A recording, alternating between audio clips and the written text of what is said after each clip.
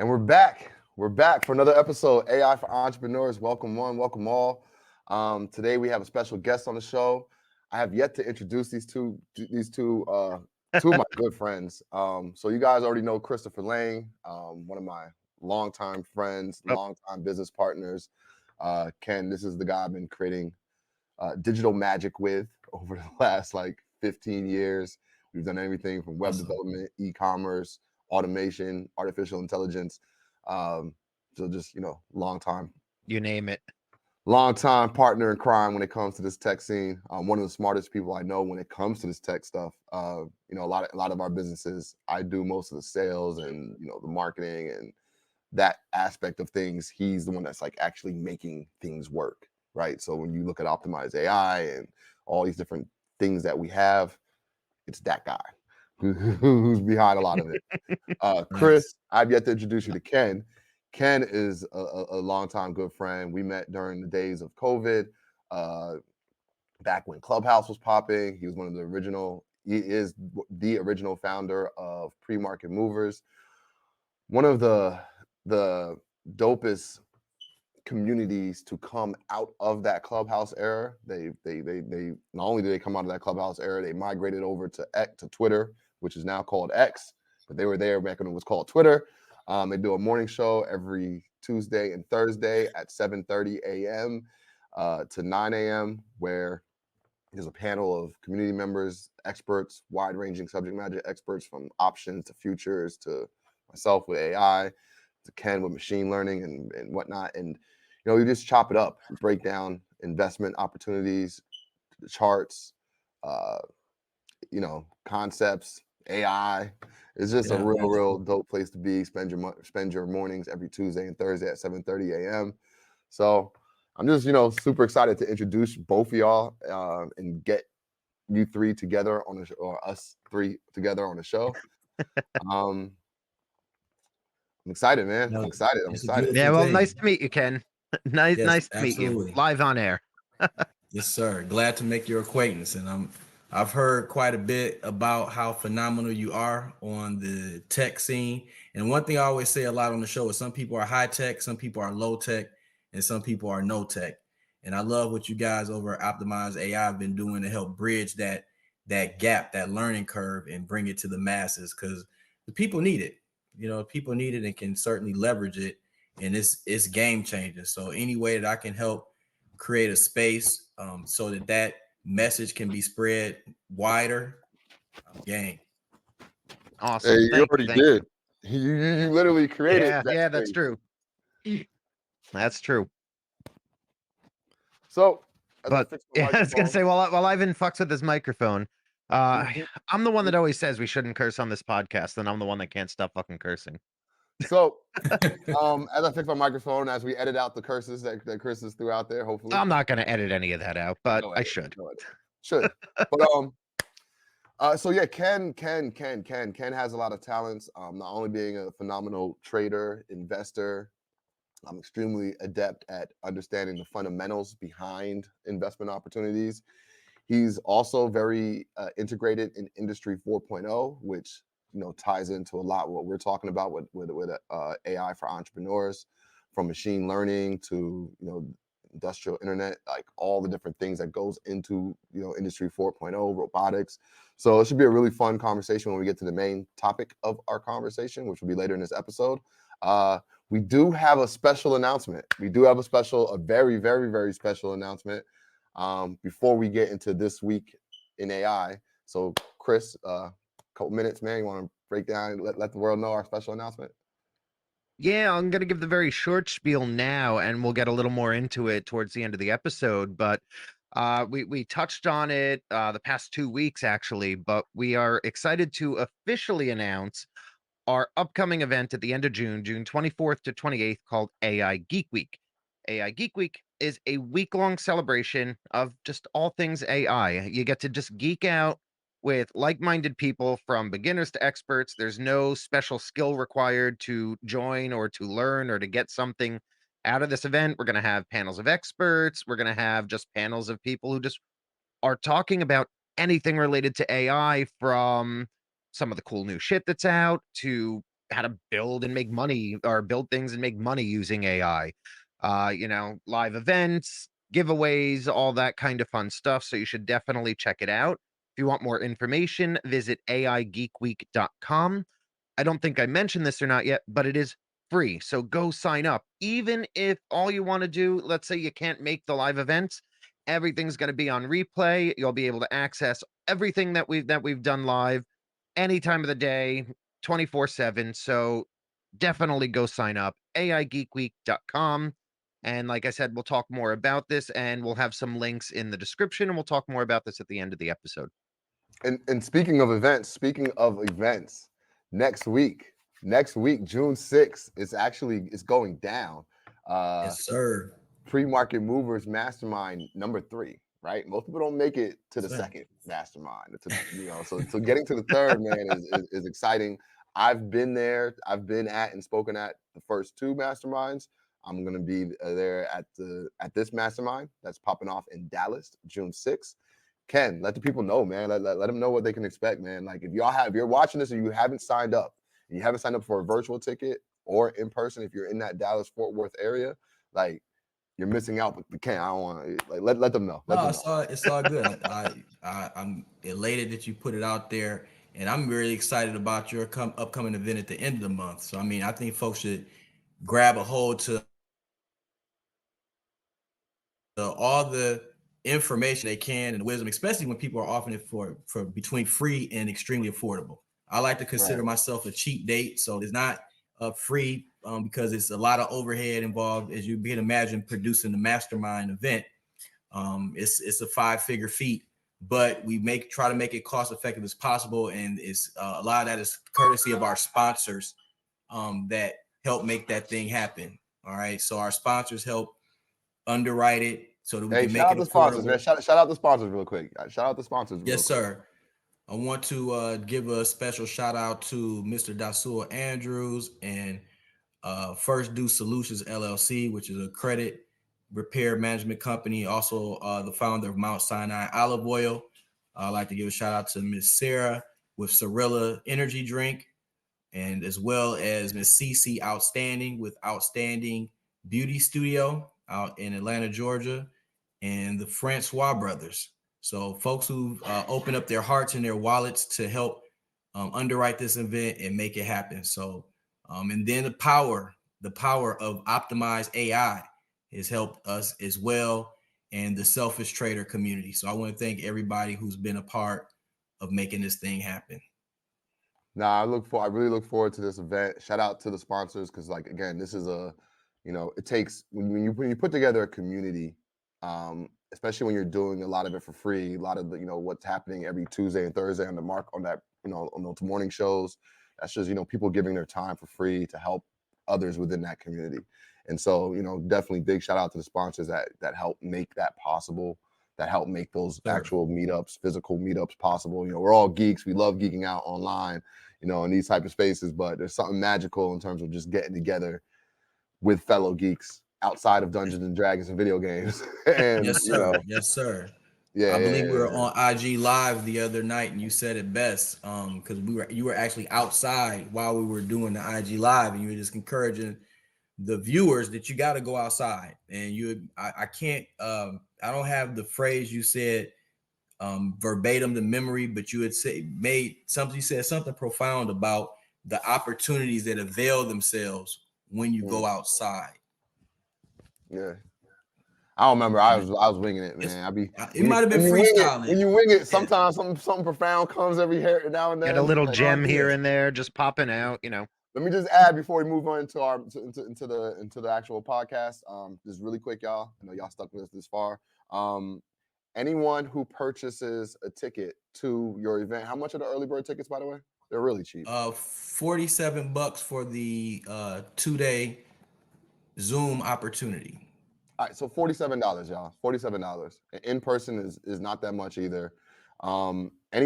Anyone I urge everyone that's interested in investing or finding a community of investors, and especially those that also want to kind of stay abreast in terms of technology. I mean, there's a lot of people in this community that made a lot of money off of NVIDIA. We just, it's a great community.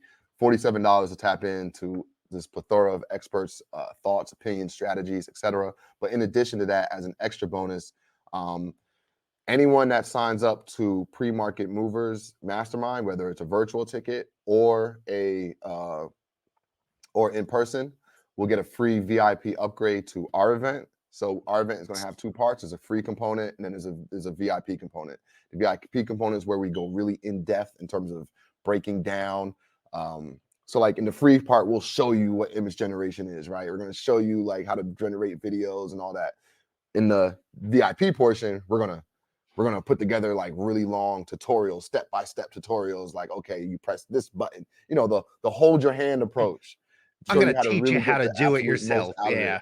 There might even be a not safe for work portion, right? Like learn how to use AI to really let's really AI dig into after this. hours. So just a little extra bonus for anyone that signs up. I mean, look, keep it really real. Like we're charging 100 right now for the VIP upgrade, which in my mind is still a cheap Yep. date, but you can go get the $47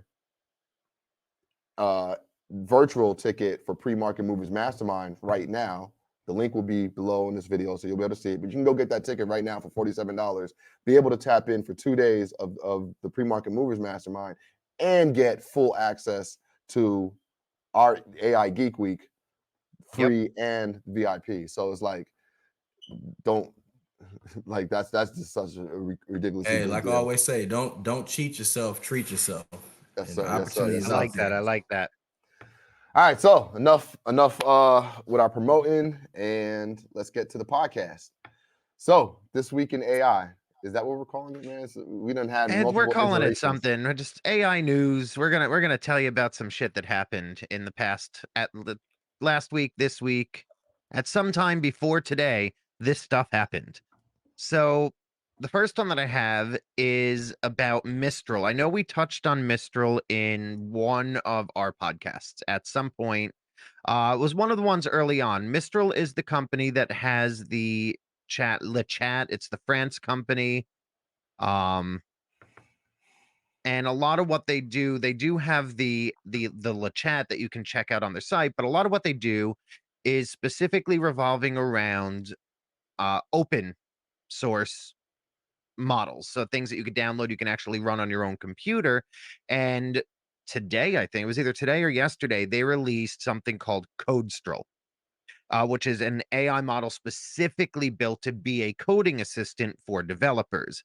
Now, you can already do coding with things, with any of the other models, with Llama, with Google Gemini, OpenAI, Anthropic, but they're multimodal. They're built to do many different things. This model was built only to do coding. It's not going to help you write a blog. It's not going to help you do anything else, but it will help you write coding. And I did have a chance to play with it a little bit. And so far, so good. I haven't done any true real projects using it yet. So there is still some more testing to go with this, but it is in the word. It runs a little bit slow. It does eat every bit of resources my local computer has, and I don't have a cheap computer. I've got my Mac Studio with 100 gig of RAM, but it eats all those resources. And I did also download the top end version of the model. You can download some slightly stripped down versions that might not be as accurate.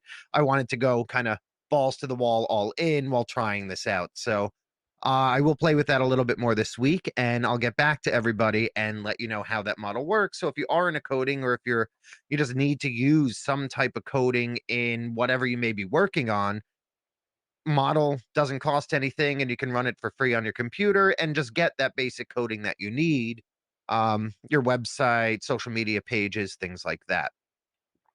Cool, So cool, the cool. next thing that I have today, so that's Codestral from Mistral AI. I lost my screen here that had my stories. There we go. So Codestral from Mistral AI. The next one is we finally have confirmation that OpenAI is officially training its next model. They didn't officially say that it is GPT-5, but my hunch says that, they did call it the GPT-4 successor. They've already come out with GPT-4o and Omni, which we talked about last week before. So the only real next logical step would be GPT-5. I'm not going to or spend. GPT 4.5 Turbo. I Oh. get, yeah, okay, yeah, maybe that's true. Okay, all right, all right. They've been known to do their, point 0.5 dot releases. I'm gonna keep my fingers crossed that it's GPT-5, but that's the only speculation for today on this episode that I'm going to do. I have some other speculation that I definitely want to dig into, but I know we got a lot going on today. We have our mystery segment. We also want to dig in with Ken, so I'm not going to take up much more time. And the last one that I have, that was actually no, the last one I have, it was in any, is it, hmm, words. It isn't anything that's overly exciting, something you can use, but it's just talking about Elon Musk, who raised an additional 6 billion, putting his company XAI, or the AI division of X, at a total valuation at this point of $24 billion.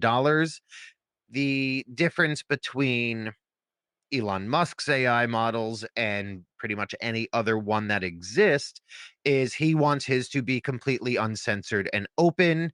Even when he released Grok AI as an open source model, his only terms and conditions for use of the model were basically don't be an asshole.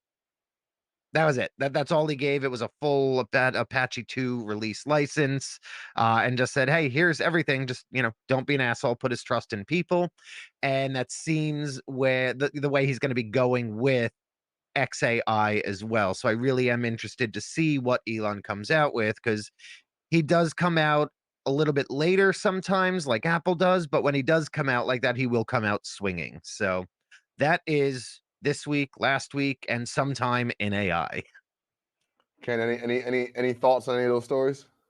Wow, man, you guys have really said some eye-opening stuff out there. Like it seems like I don't even know where to dig in or how you guys keep up, because it's like it seemed like when it first came out to the public, may have been like a year ago. I'm sure you guys know the exact dates of when people start massively adopting the use of the GPTs and whatnot. But it seemed like it came out already on 3, is what it seemed like. It seemed like it came Yeah. out Chat GPT Mhm. 3, and we all missed 1 and 2, and now we on 4.5, and I can't remember the word you said earlier, Chris. It was a M word, some kind of Mistral? mystery. Yeah, so I mean, you got that. It's just like a lot of different versions and names, and the ones for the graphics, the ones that you can make the animated videos. Yep. It's just so much of that. Now we talk about, you got the Elon version, and I have some apprehensions about giving someone a tool that powerful that can be used for good or evil, and just the only disclaimer is don't be an asshole. The only, you know what I mean? Like, wow, I mean, that's a lot of I can trust just in see an our asshole system. like, yeah, sure, Elon, give me that. Right. That's almost Right, for some right. folks, that's almost the encouragement. Oh, he said don't be an asshole. Let's go and see what we Right, can cook right, up, right. So but it's exciting, to say the least. It's not a water hose, it's a fire hydrant worth of you know information and updates coming out. So, and I know you guys have the created like the Panther AI. Was using the trial on the optimized Yep. AI, and it's just like it's so many tools and the assistants and the, like, I need a crash course tutorial just to kind of fully get a grasp of which assistant I should talk to for what, or which tool. But it's like it's such a powerful resource, and the genius of you guys putting that thing together. And kudos to you, Chris, for coding it up and doing the technical integration stuff. It's seamless. It's a game changer, and I just feel like we do have a natural fear and apprehension of the unknown. And then I know people always think, when it comes to AI, they think about Terminator series, the Terminator franchise, or the Matrix. And so I wonder if it, how to really, do we use it, embrace it? Because I mean, I just use it for like creating documents and stuff for the most part, or Right, right. answering questions, and enhancing the intellect that I can bring to the table and perspective. So I get to use it for good part. But I think that you need advocates like yourself that are out there that are the Jedi, the good guys, so that this power don't fall into the hands of the evil Sith. Yeah, I would say, like, in terms of using it, in terms of getting the most out of it, I treat it like an employee. So I treat it like my main employee, like one of my best employees, like an A+ employee. Team So of employees. with an A+ employee, I want to give it as much information. So for example, you just got done planning or been planning a mastermind, right? Instead of just saying, hey, put together this flyer here, put together this little thing here, put together this little itinerary, what I would do is I would tell it, you are a, a skilled master planner of events. You're going to help me plan an event. I'm just average at planning events. So I want you to take a consultative approach with me when I plan this event. I'm going to give you my ideas, but I also want you to ask questions like you're an expert consultant. I want you to suggest things that I might be missing. I want you to, give me other good ideas and best practices that I might not have mentioned, right? Then I'm going to tell it about the event, and from there I'm going to let the AI guide me through everything, right? Through marketing, through things that I might not be thinking about, like offline ways to market, or because when I think marketing or promoting an event, I think social media and Facebook, but there's other ways to market an event, right? And then if you trust the AI and you give it enough information, if you give it enough the right prompt, there's so much you can get out of it in terms of just like it's like having another human being, all knowing human being who knows all, has access to the internet and is willing to work for you 24/7 on your side, thinking of things that you may not be thinking of. So I think, like, a lot of people, by default, we hear AI, it's like we want to go make a cool little document or make a nice looking image. But like really the real power is leveraging the intelligence part of it. And and Mhm. and and yeah, leveraging that intelligence to help you think through things and plan things out in a way that you might not be able to do just by yourself. You get what I mean? Or just within a smaller committee. So, but I mean, there's always risks. You're right. There's always risk, right? But at the end of the day, it's like, you got to use the tools that are available to us, or or the bad guys will, and then so that's where the balance comes into play. And the bad guys definitely do still use it. The amount of deep fakes that are out there already, the amount of spam phone calls you get where they try to get you to say a couple of key phrases so they could clone your voice. I'm sure we've all heard the stories about people getting calls What? from like their sister saying, okay, maybe we haven't all heard that. Um, so people have it, there's AIs where with 15 seconds of audio, you can clone someone's voice.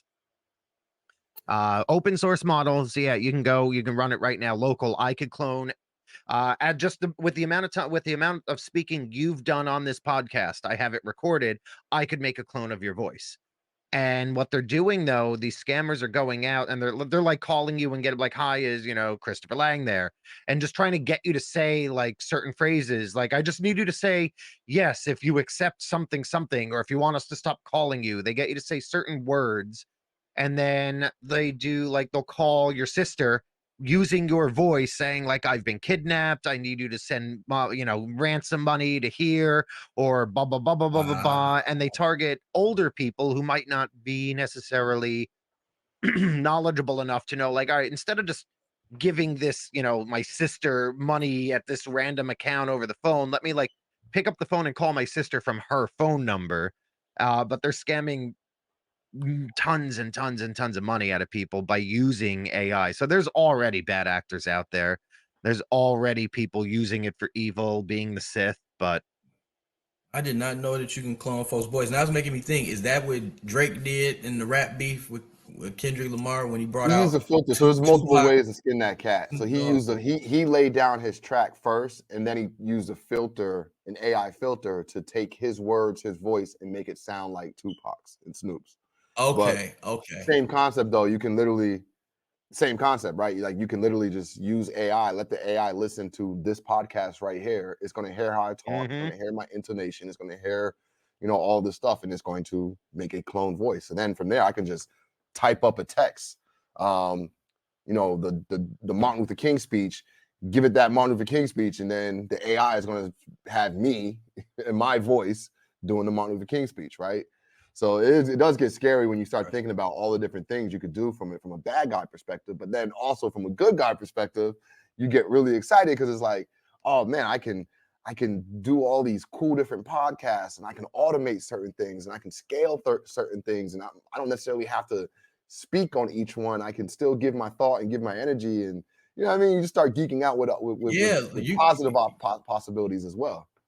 you had me so excited when you said you envision in the near future there will be a one-person billion-dollar company solely by Mm-hmm. leveraging AI tools.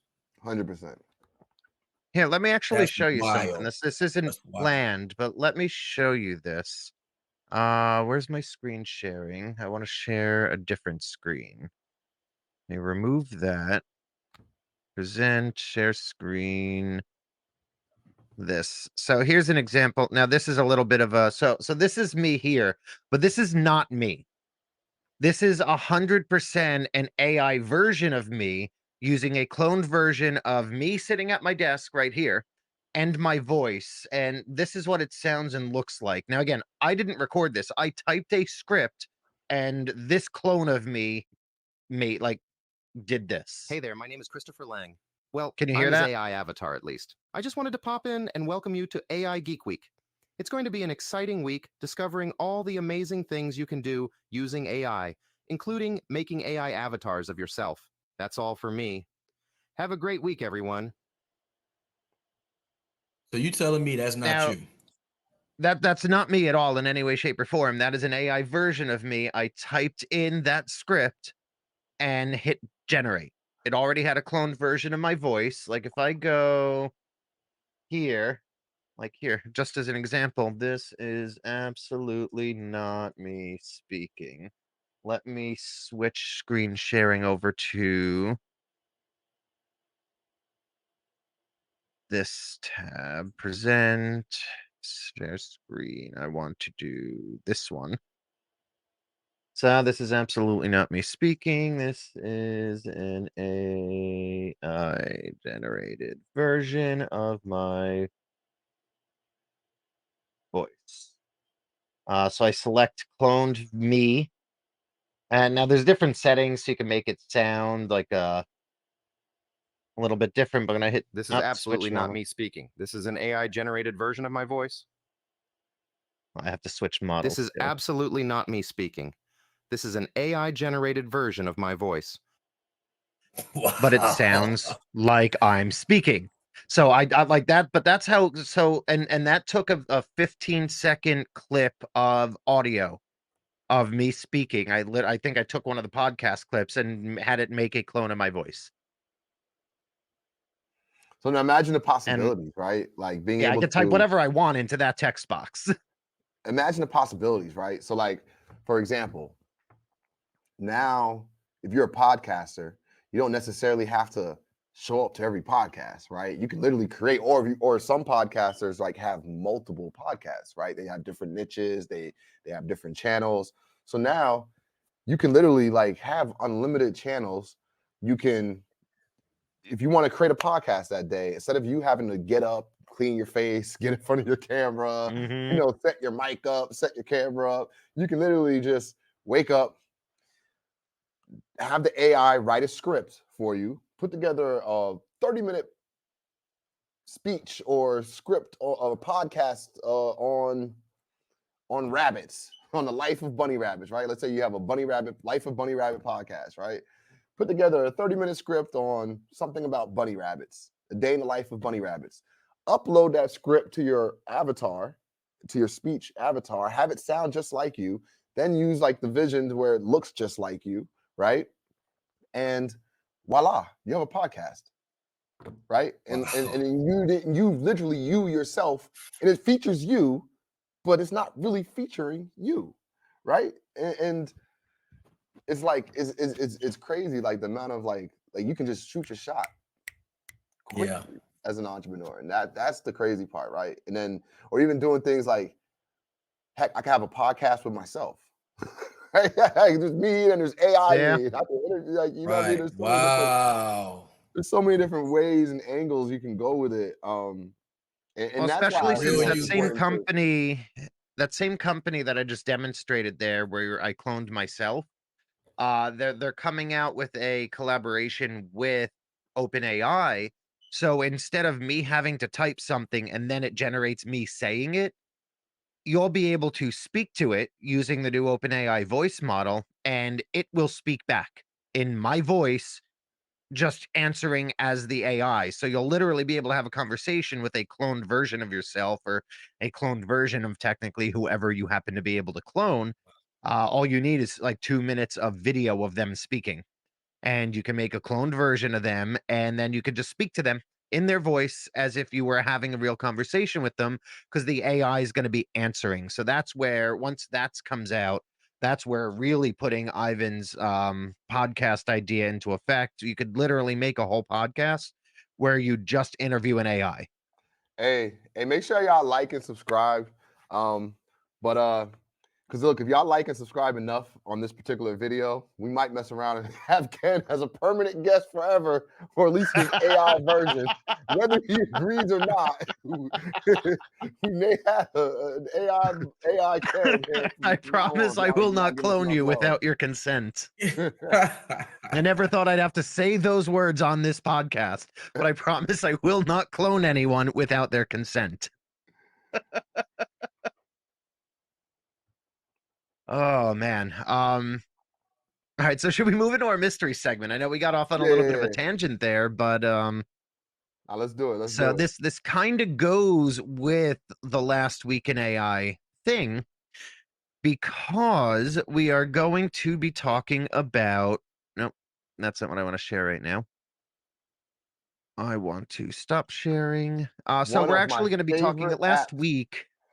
in the Yeah, world. and I'm going to give a backstory before we get into this, but we're going to Yeah, be make sure you talking give a about backstory. Give a Canva, backstory. because Canva also did an event last week unveiling a lot of new AI features. Now, the backstory here, Ivan has been trying to get me to use Canva for years. Ivan was an early adopter in Canva.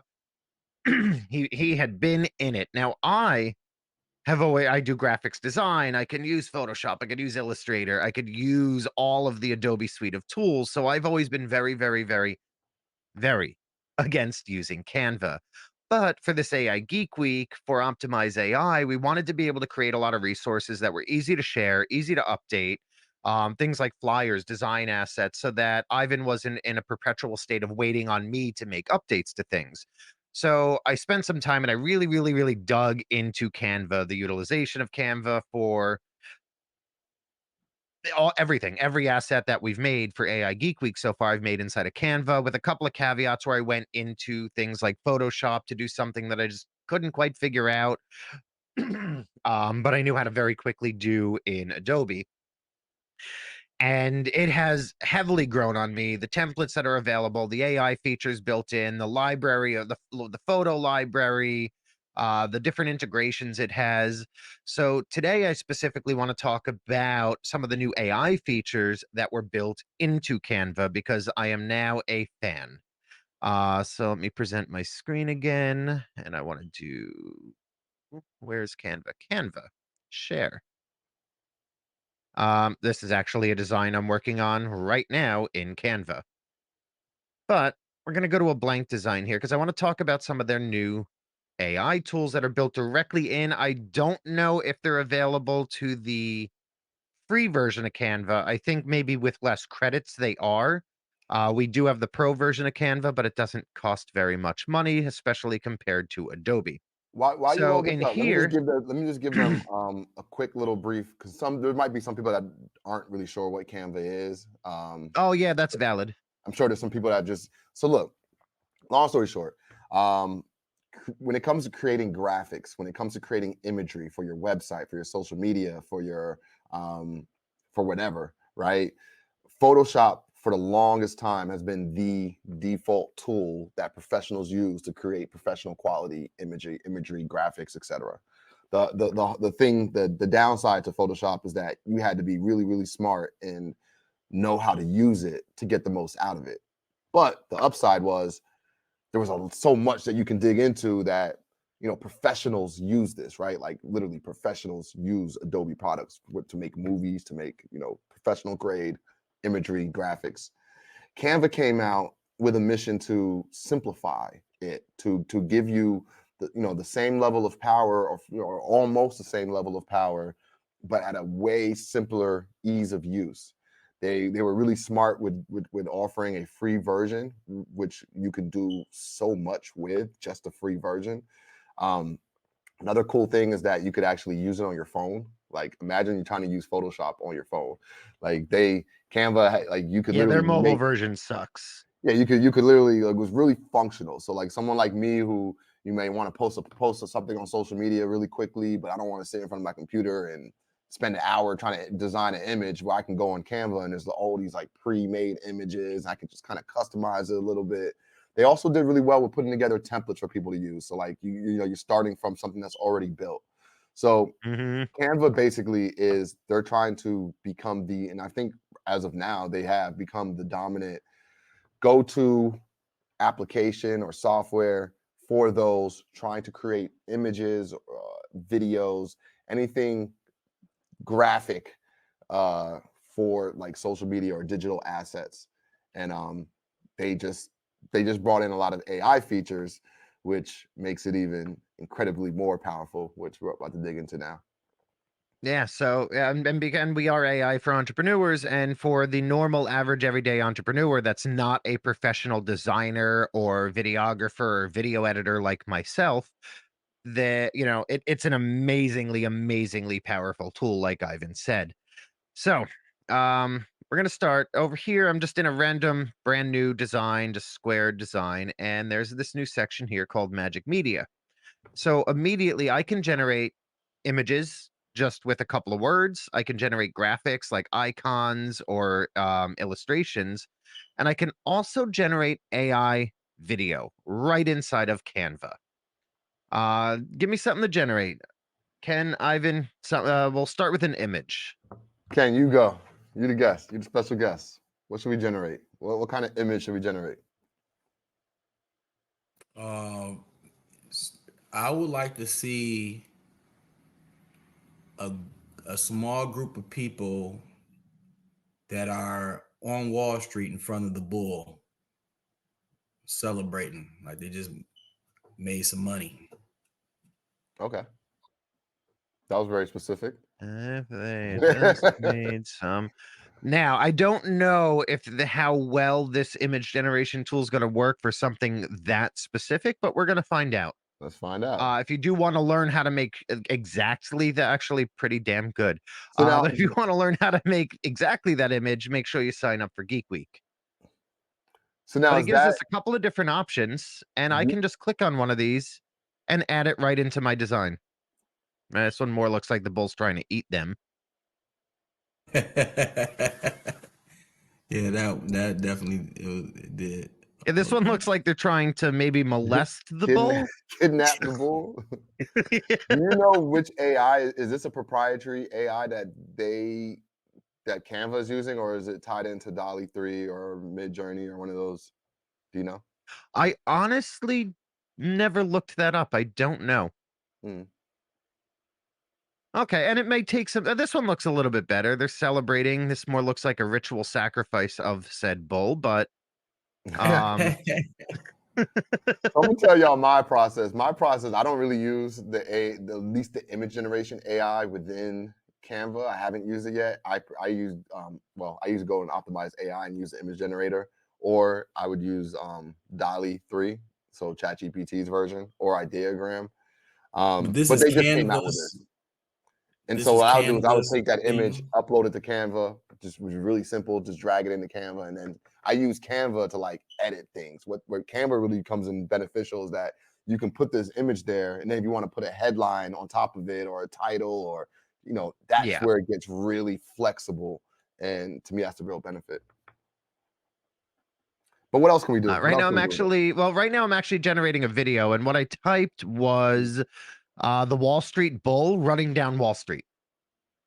That should look interesting. Um, While Wow. this generates, I will just show a couple examples of some other videos that I did generate, actually specifically for Geek Week. So if I go in here, I go to videos.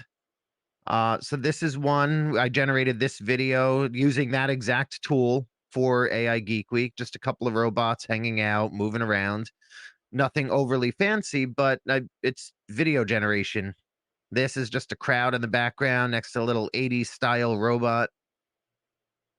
So it does a pretty decent job. Sometimes it doesn't. This is absolutely nothing like what we were trying to generate when we were playing around with it yesterday. Yeah, This should it's actually not be exactly done. Sora yet.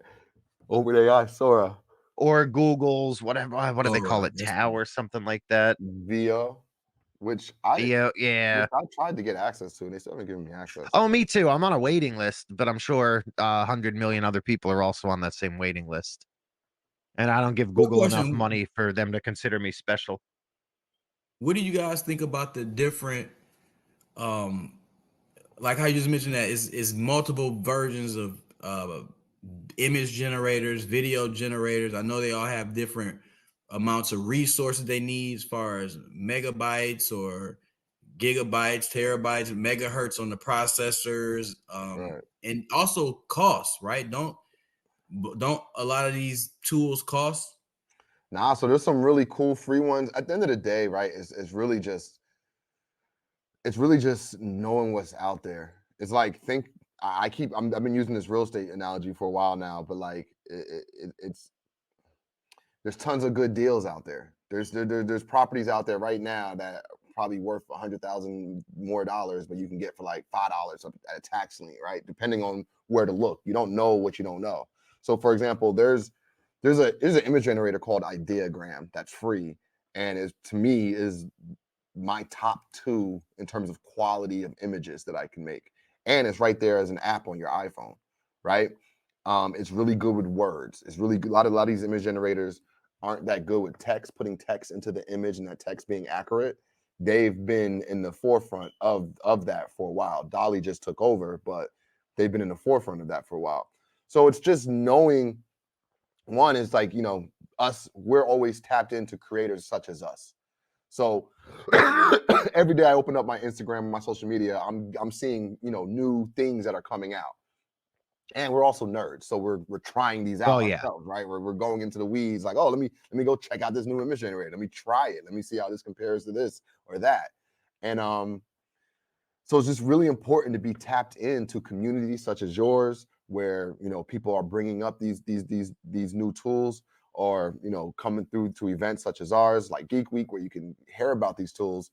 Because you're right, there's at least I can think of 15 different image generators right now at the top of my head, 5 of which I use on a regular basis, and I could rank and I can give you a reason to use all 5 of those for different reasons depending on And we're your going to do particular workflow. exactly that during Geek Week.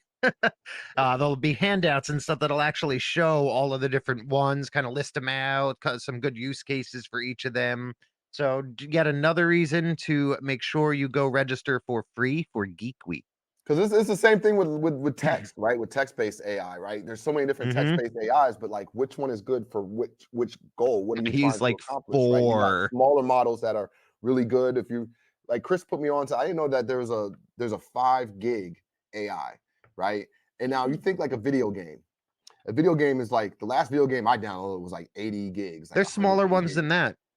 Yeah. So now you can an 80 gig video game, 5 gigs is nothing. So you can put this 5 gig to AI language model into the video game. Now think like how role-playing games are going to go after that, right? When they have its own internal AI within it. So instead of just talking to different characters, getting canned responses, like the AI is built into the game. Like, and so, for that, you don't necessarily need a super big AI, right? Like if you're a game developer, you want something lean, but that, specialized, tailored to what you're trying to accomplish. Whereas you know, if you're trying to run it from your house and you don't want to be connected to the internet, then you need a machine, then you need an AI that works for that machine. Whereas if you just want to get the most powerful AI possible, then you might want to just tap into OpenAI and ChatGPT or Optimize AI and get access to, you know, all the top AIs, right? So there's different use cases. It's Okay, a now I have plethora to of cut you tools. off now. That is the most long-winded answer to a relatively simple question. That was like a 5-minute answer to how do you know which image generation model to use? Hey We man, I got mean, a little on it's tough. tangent, and we only have about 15, 20 minutes left Fair minute, and fair, haven't fair, even fair enough, gotten fair to enough, fair Ken enough. yet. So I want to but anyway, so I did generate the video. The bull's not actually running, but it is a bull running kind of in a street. Other people seem to be running or walking casually. This man seems to be running in a very slow motion pace. But the biggest thing about Canva is being able to generate this type of content, and then if I wanted to go use it inside of a design, I can go here. I can search templates. Let's say I wanted to make a financial flyer. I can go pick from one of there's thousands and thousands and thousands of templates. So if I wanted to go here, I don't know, let's pick this one. We're going to customize this template. And I don't want this image to be here. So I can go into my uploads. I could take that video I just made and drag the video here instead. So I could have the video be the main background and just send it backwards a little bit. Move the logo. And now I have a video flyer. So when I download this, it would download it as a video that could then loop on your social media. Change your text, boom, done. That quick, you can create a very nicely designed flyer, social media post. There are thousands and thousands of templates that you can look through with Canva. And I'm not going to spend any much more time on Canva. Like I said, we only have about 15, 20 minutes left, and I definitely want to make sure that we dig in with you, Ken. So do you have any questions? Actually, I'll let Ivan kind of give you another little introduction, and then we'll let you go. All right, y'all. Ivan, So I man. pass it back to you. Yeah, man. Ken, I've known Ken for a while, ever since the COVID days. Founder of Pre-Market Movers, a diverse community of experts when it comes to trading, investing, fundamental analysis, technical analysis, artificial intelligence, technology. You know, you've been doing this for a while, literally from Clubhouse over to Twitter, now X, on to your third mastermind, background in, you know, industry 4.0. I mean, just, you know, we've been looking forward to getting you on the show for a while now. So, you know, just definitely happy to have you here. Can you just tell us a little bit about your history, a little bit about yourself, a little bit about your experiences with Industry 4.0, the founding of Pre-Market Movers? Just, you know, just give us a little spill. No doubt. First of all, I appreciate you guys having me on. Certainly, it's been a long time coming. Excited to be in this space with you. My background is pretty diverse. I've always been a nerd, a complete geek at heart. I love, you know, I've been on here talking about Star Wars, to video games, to I used to watch wrestling as a kid, just, you know, just nerd stuff. When you mentioned role playing games, you took me back to the days of Final Fantasy and things like that. What Romance of the Three Kingdoms? Like I was just StarCraft, Warcraft. I love those type of games, and I just seen how technology has developed over the decades, and embrace it. And I embrace the technology part of it. So I've always been intrigued and interested in that. As far as from a career standpoint, I went to a private business school in Michigan, Northwood University. So I majored in computer science and business management, and marketing was one of my majors. So I kind of gravitated. I've had mostly sales and marketing roles from a career standpoint, but gravitated more towards the marketing just because you can be more creative. Sales is, for the most part, has been, here's your sales script, you got your product knowledge, go get them, follow up, close. A, always B, C, closing, always be closing. Whereas that box of just trying to be a money train from that aspect is not as fulfilling. And with every company, I didn't always like every product or service that I sold. But in my years, I've had some serial entrepreneurial moments. I've been a co-restaurant owner in the past, record store owner in the past, recording studio, a host of other retail-based or service-based businesses. And I've never like stopped being a lover of learning. Like I'm a sponge, because I feel that if like we're in a different generations, like we're not the baby boomers where they came out and your parent or guardian, whoever was a teacher, for the most part, that's what they were. You know, if they worked Right. in the big three, that's what you did. That's what you retired from. Or if you were a city worker, whatever it was that you did, that was who you were. Right. That dentist was a dentist for 40 years or whatever it is. I mean, we might give 4 years to a venture these days, and that's a lot. Even if you just look at career trends, people don't stay places long, they career hop for better opportunities. So it's a world where you have to seize opportunities more. And I think I'm one of those people that I'm not an opportunist at all. People come to me like, Ken, you'll be great for this. Sell the Amway, sell. No, I don't like selling, and I don't like hustling. Like I'm not trying to get you. Right. I like working with people. I believe in collaborations. And so I've met a host of wonderful people along the way. I worked in a while in entertainment for quite some time, considerable amount of time. So I've had the opportunity to work with hundreds of celebrities in the music and comedy industries for years, A-list and B-list people. And I've never let any of those experiences go to my head. I'm not starstruck because I worked with these people for a while. So it makes me have the ability to connect and communicate with the everyday person when a lot of my career has been connecting with C-level executives or celebrities. So it helped keep me humble and grateful for my journey. And just because of the elbows in the rooms, the elbows I've rubbed in the rooms I'm at and tables I'm at, I've just been exposed to a lot more than the average person born and raised on the east side of the state, and so I believe that somebody left the door open for me to have opportunities. So shame on me if I close the door after I walk through it. I feel I have a responsibility to keep that door open. And that's why I always say on the show, each one reach one so we can teach one and make another one better. So I believe strongly in that. And so I humble myself to listen more than I speak. That's why I think we have 2 ears and 1 mouth.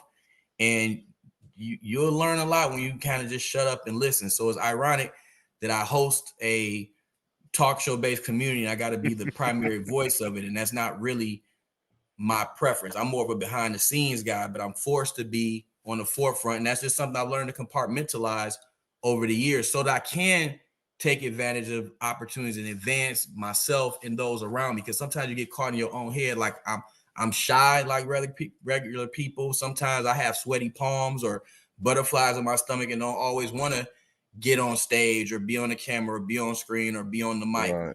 But sometimes you just, you can compartmentalize that. It's like, is that fear of embarrassment bigger than the opportunity to advance? And so I have to deal with myself a lot because I wasn't the most popular kid in high school.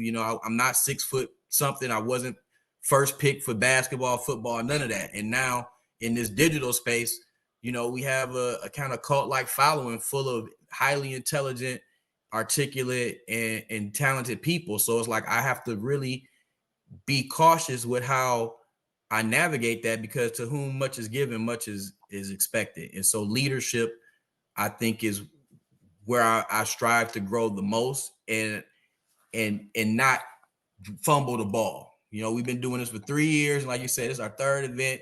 And I'm in Detroit, Michigan, and none of the events have been in Detroit. So it's a bit to convince people to come from all around the country to kind of kick it with me for our annual financial literacy family reunion, if you will. So tell us a little bit about the formation of Pre-Market Movers, like, kind of how it grew from, the mission behind it, maybe some of the challenges of, running a community or what do you want to call it, like a podcast / community. Sure. On a regular basis, and just any advice for anyone that's getting started, right? Because there's a lot of people that are trying to do something like that. For you to have made it, over 3 years is phenomenal. So yeah, just anyone that's looking to kind of emulate your steps. Any advice for them? Man, that's a great question. How I got started was by accident. I can definitely Most great say that. thing. Most great Fair, thing. fair.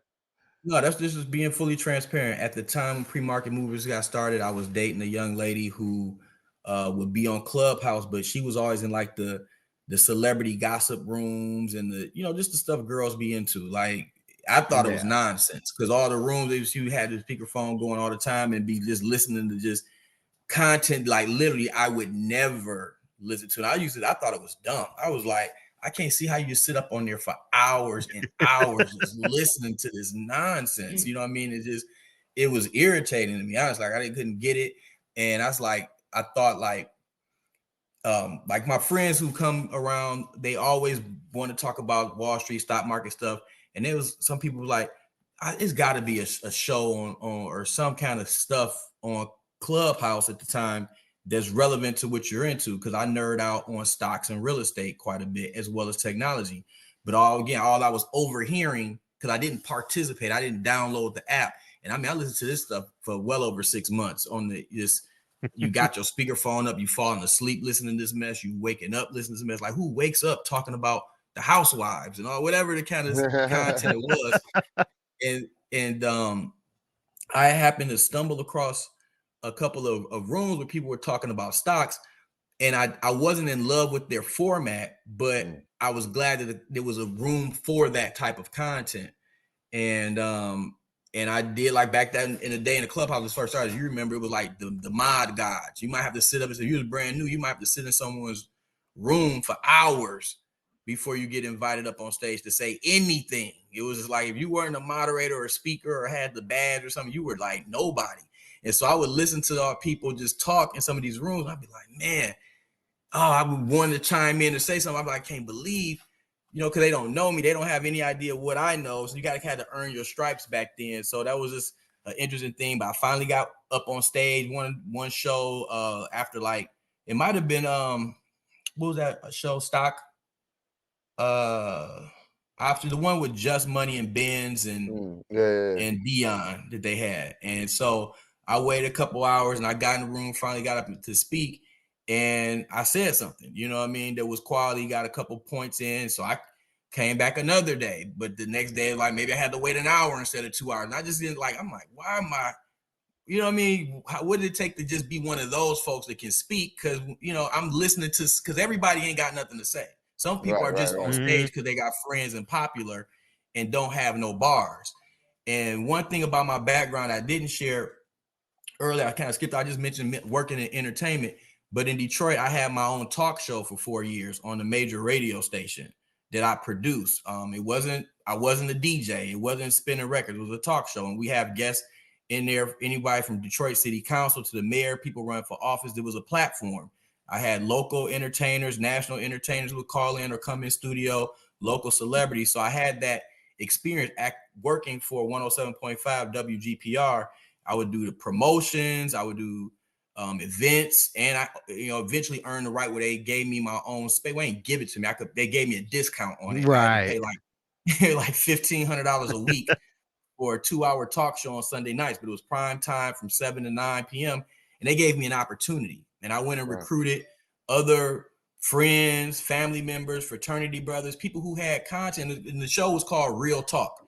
So it's kind of my twisted version of reality. Like I see the news headlines, I hear this and this, but I'm in the streets as far as with the people. I'm very grassroots. So let's have some real talk. Let's sit this person down and open up the dialogue. And we're going to bring this person in. They're a lawyer. This person is a holistic physician. This person is a principal of a middle school. Like just real people, real life, and real talk. And so I had that experience here, and we had a nice run, and we helped the ratings grow with the station. But what was it called? Was it Clear Channel? Oh, not Clear Channel. Radio Once came and did a market deal where they basically bought out the station for a block of time. And so all the shows had to go because we were on like the public access part, like on Sundays when they'll sell the time to churches or entrepreneurs like myself, you know. So it's kind of like they gave us the news, like, hey, we took the deal, we changing the format, and it went from being grassroots and R&B and jazz music to being all hip hop. So they switched it. It's still 107.5 WGPR, but now it's an all hip hop station. Like it literally overnight, it went from community talk show R&B to little whoever, little Dirk, little Weezy, little Jeezy, little whoever. It's insane. That deserves a deeper conversation. We're gonna let that go. that's a whole nother That's what conversation. kind of that experience though had put a bad taste in my mouth where I'm like, I'm not doing this no more. Cause we built the whole brand over 4 years and went from like number 18 in the market to like number 3 with ratings and all of our youth and creativity that we brought to the table. And it wasn't to that Clubhouse experience when we started being in those rooms, because I had a whole background in producing audio content. I knew it was missing, from music to contests to jingles to sound effects to rotating the guests. Just so I created, produced the show. So I would do like Money Mondays, Newsday Tuesday, Watch List Wednesdays, Talk About It Thursdays, and Face Off Fridays. Like when we first started, I had pre-market movers on every single day, 5 days a week. And we used to start even earlier because we didn't want to compete with Benz and Dion and Just Money show, because they have some respect in the community. But over the years, we went from 5 days a week to 3 days a week to now it's Tuesdays and Thursdays, because I realize it's taxing. It's a labor of love. I don't pay any of our speakers or moderators. In fact, we're working to reorganize as a nonprofit organization because we want to keep the mission going, and we're not about the quick dollar. We want to spread the message and the mission. Nice. So machine learning, man. I'm not sorry. Industry 4.0. Yes. Can you explain like what that means and what that consists of? Yes, sir. So before, because I'm a serial entrepreneur. I'm somebody who most of my adult life have not earned a W-2. But sometimes I get that. jobs. Yeah, sometimes I take a job because my children are 15. They ask questions, like, Daddy, what do you really do? You know what I'm saying? Like, I don't see you go nowhere and put on a suit every day. I fed you breakfast this morning. That's what I do.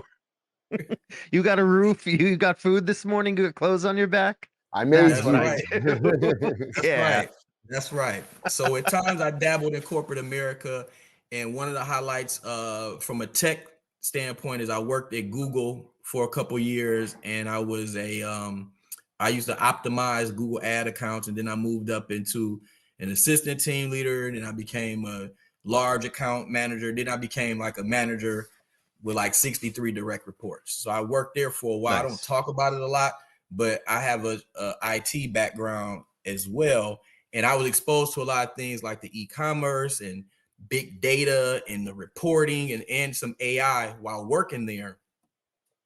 That I took that, and my next career, I had a role. I worked in e-commerce as a marketing manager, and that was during the COVID times. But we're selling like consumer electronics online. And when the world shuts down, people don't necessarily want to buy some of the stuff we were selling. So it had its challenges. I could see the writing on the wall, and I just kind of got sick of pushing knickknacks. Even though I was the marketing director, I was still pushing knickknacks online. I was still held accountable for not just for impressions and clicks, and I was really responsible for conversions. And so it's still a sales role, but the world shut down. I can't force people to buy stuff that isn't a necessity right now.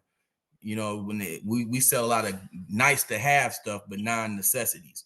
Right. So I in my current situation, I actually work for a nonprofit organization, and it's the first time I've ever worked in a nonprofit capacity. Everything I've ever done is to build the bottom line. I work for a nonprofit in Michigan that's government funded by both the state of Michigan and the federal government to be a digital transformation insight center is what our tag is. And what we do is we have resources to help manufacturers in the state of Michigan to upskill and be in the know and actually integrate Industry 4.0 technologies to make smart factories. It's a push to have Michigan be one of the leading, if not the leading state for manufacturing, advanced manufacturing. Let me say that, because we put the world on wheels. Right. So manufacturing is huge here, right? The Ford Model T, like we literally build all that whole entire industry. So it's really big here with manufacturers, not just of the model, the cars, the OEMs, and all the components. Like all that stuff is made here, and we're surrounded by the Great Lakes. And with manufacturing, water is always, access to water is always a component of that. And we have the most water and fresh water in the entire nation. So there's some certain attributes that make Michigan unique, and we want to attract more businesses, not just from state to state, but we actually have an international piece too. We bring companies that are headquartered overseas into our facility and help them to set up a footprint here. And so there are a lot of resources for that, because that helps boost Michigan's economy. And so we help these companies, all these businesses, become smart factories or smarter companies with the Industry 4.0 technologies, which include, but are not limited to, artificial intelligence, machine learning, cloud computing, big data, autonomous robots, yes sir, industrial Internet of Things, virtual reality, augmented reality, digital twins, and additive manufacturing, which is essentially 3D printing. All of these technologies integrate to what's called Industry 4.0. This is the fourth industrial revolution, where we've been in this phase really for well over a decade. We're moving into soon we'll be towards the fifth generation, which we will introduce quantum computing, which is So let me ask you, I can't wait for that. Let me ask you this: with Industry 4.0, is this something that's achievable in Industry 4.0, or is this something that would have to wait till 5.0? But like, you know how we were talking about one day with AI, one day soon, that there's going to be like the first billion-dollar company, one single person billion-dollar company with AI, just because like all the things you can do with AI, right? I don't know. I'm not really immersed in factories and manufacturing, but like, are there factories now where, or manufacturing plants where it's just totally autonomous? And is that something that they're looking to achieve? And is that something that's achievable with Industry 4.0? Or do we need to wait to the next generation to get there? It's a great question. There are companies with significantly reduced human interactions for a number of reasons.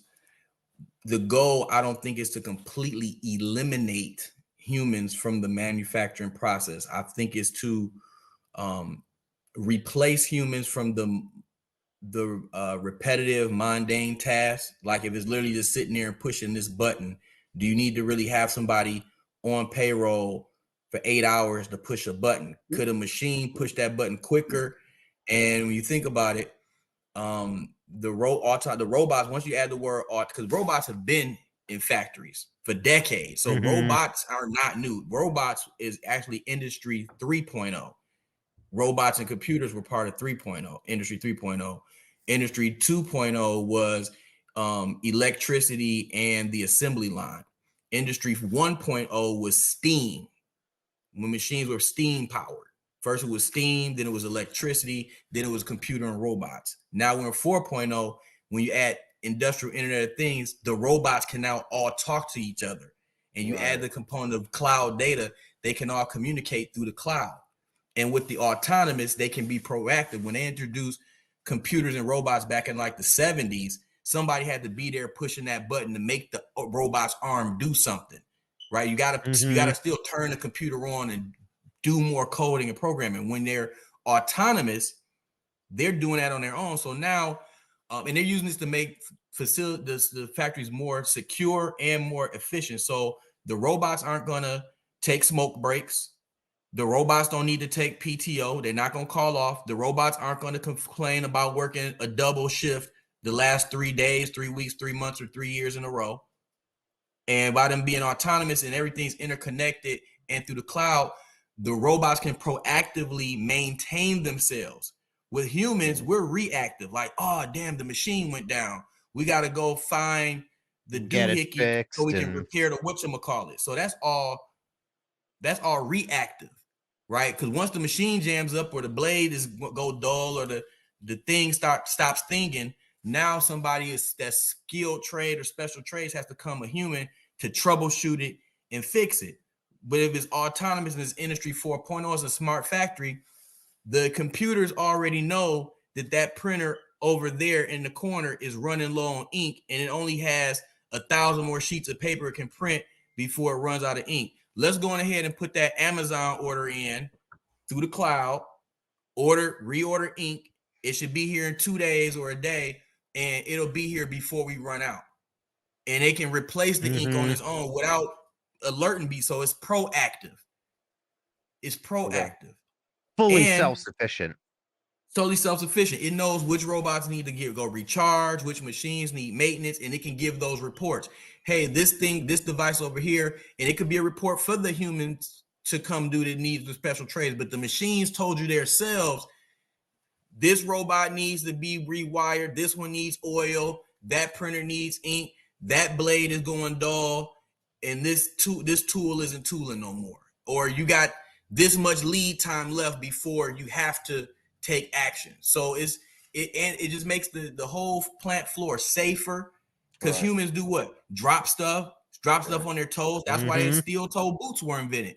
And you got to wear safety gloves, right? And safety goggles. Why? Because humans cut themselves and we break bones and we jam our fingers and stuff, and shards of stuff and sparks fly into our eye. None of those things affect a robot. Right. And it's not going to call time for time off or take a smoke break.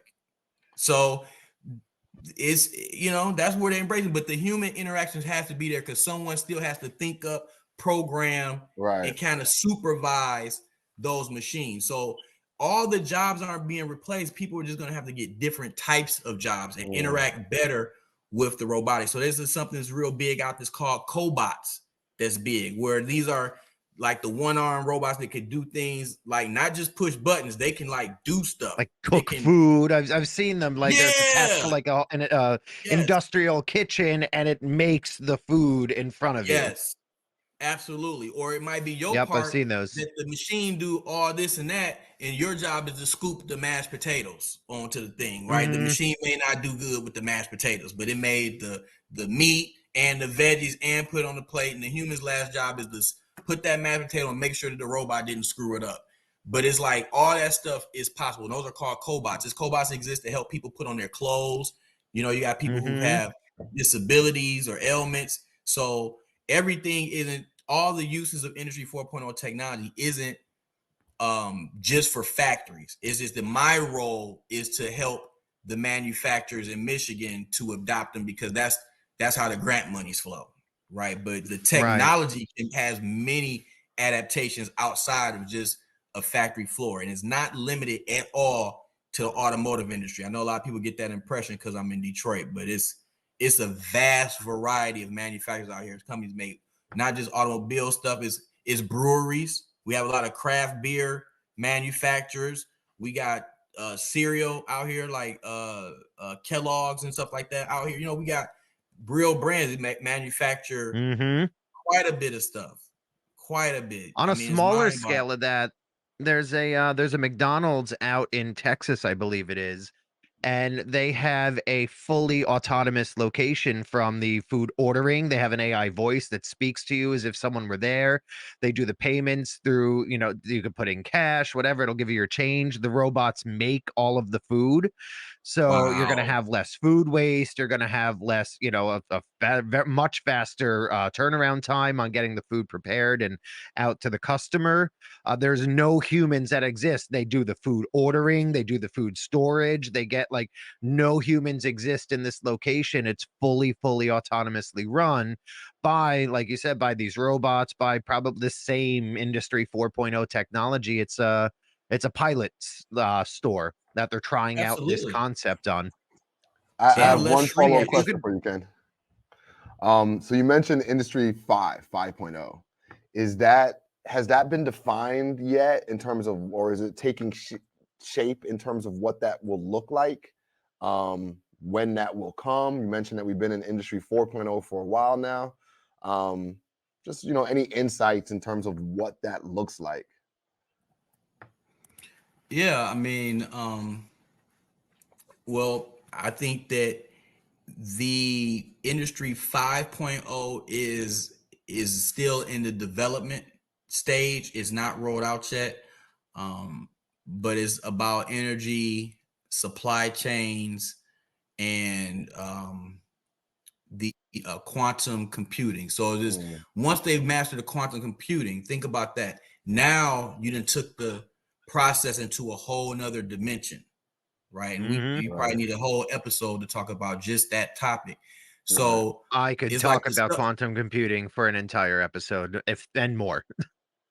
Sure. So if we're already spellbound with what AI and ML can do, if you put that on steroids, like you pack AI ML with way more hard drive space, way better processors, and way more intellect and way more predictiveness, what could that do for all the stuff we're already doing?